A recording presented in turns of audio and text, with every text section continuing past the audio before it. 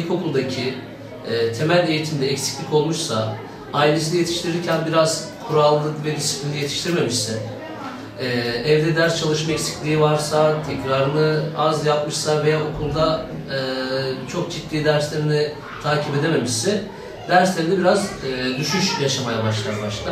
Sonra bu düşüş iyice çözülmez bir hal almaya başlar ve öğrencide bir ön yargı oluşur. Ben bu dersi zaten beceremiyorum, benim zaten yeteneğim yok gibi belli ön yargılar oluşur.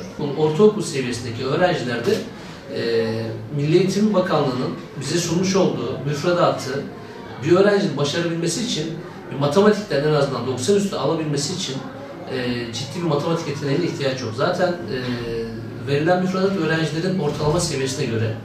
Aile de evde takibine devam etmeli, rehberlik servisi okulda onun takibini sıkı yapmalı.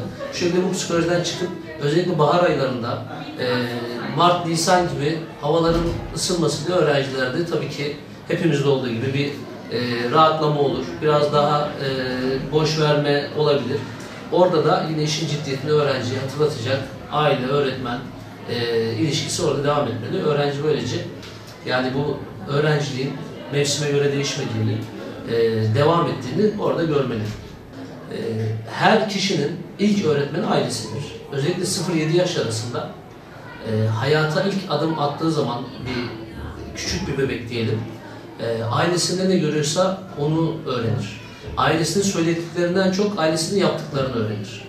Eğer ailesi, bir örnek veriyorum, şöyle bir aile düşünün, akşam saat 6 oldu, 7 oldu, yemek geldi, baba açtı kitabını okuyor, anne açtı kitabını okuyor, çocuk nasıl yetişecek?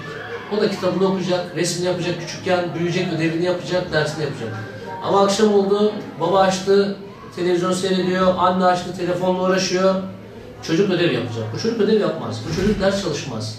Ailenin ismi bu kadar önemlidir. Aile öğrenciye çalışma disiplini kazandırabilir veya sorumsuzluk kazandırabilir. Birinci eğitmen ailedir, ikincisi okulda öğretmendir.